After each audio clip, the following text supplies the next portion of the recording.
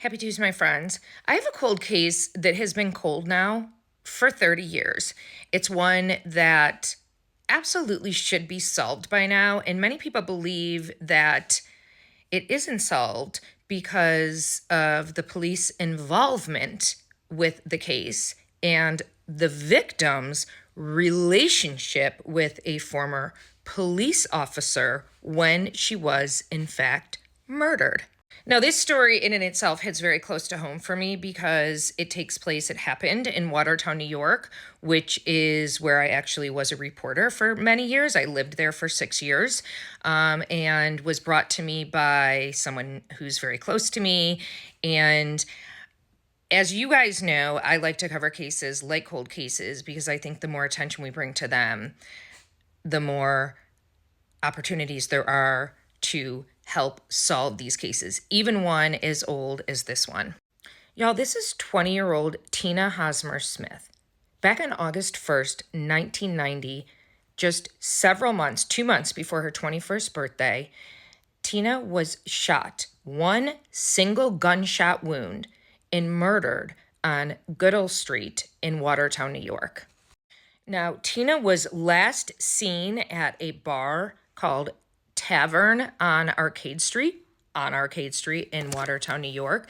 That was the last place that she was seen alive before she was, like I said, fatally wounded by that gunshot. Now, this is Arcade Street in Watertown, New York, back when in the 90s when it happened. This is the street. This is right around where she was actually shot and killed.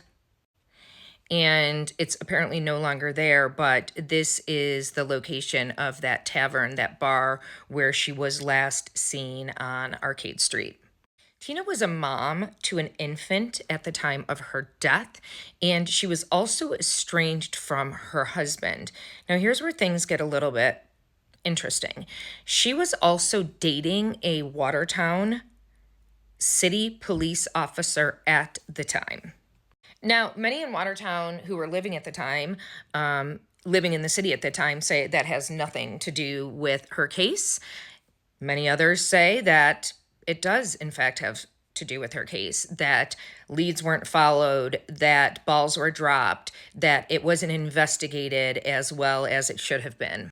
I mean, for those of you who don't know, Watertown is not that big of a city at all. It's about an hour north of Syracuse, and murders, they don't happen in Watertown. Now, her family says that Tina was going through a difficult time. She had made some poor choices, and her mother actually kicked her out of the house the June prior to her death. And this is something that her mom says to this day eats her alive.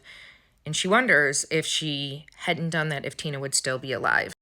Now, Watertown, New York is also extremely close to Fort Drum, which is a large Army installation, home of the 10th Mountain Division.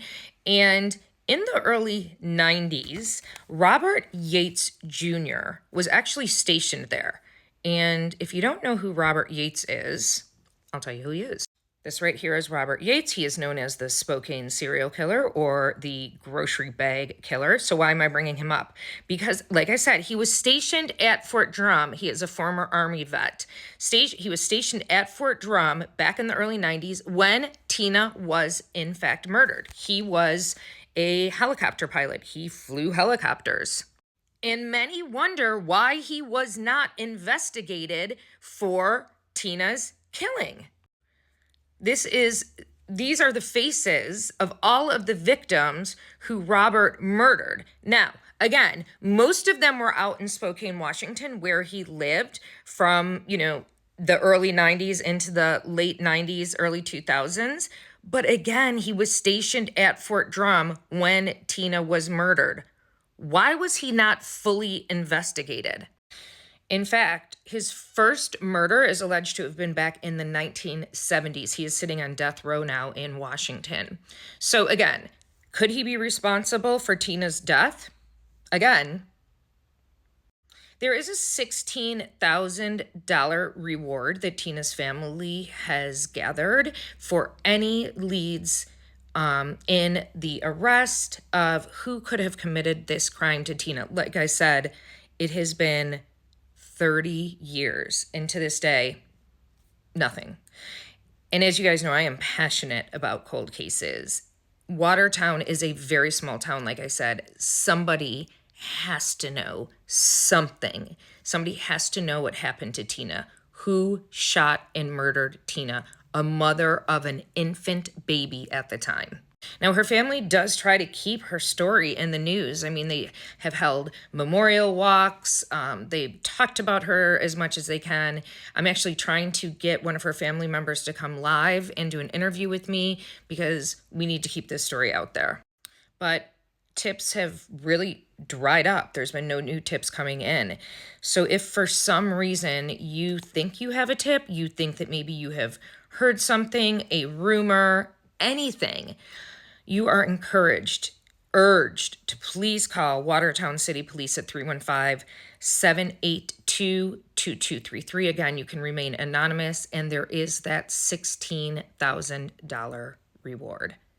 As always, I want to know what you guys think. Let's discuss in the comments below.